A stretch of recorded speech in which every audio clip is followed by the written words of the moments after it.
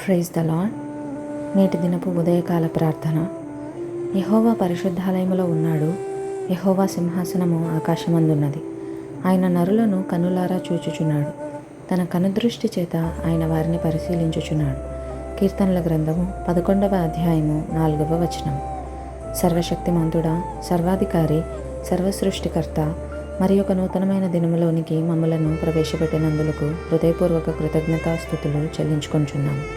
పాతాళపు అంచుల వరకు స్పష్టముగా చూడగలిగిన దేవా, మా ఆలోచనలు, మా క్రియలను పరిశీలిస్తున్నారని గుర్తెరిగి, మీ కంటికి ఏమీ దాగలేవని భయము కలిగి, మీ చిత్తము తెలుసుకుని నడుచున్నట్లు సహాయం అనుగ్రహించండి.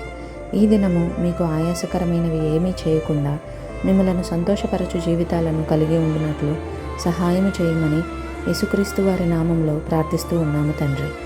ఆమెన్.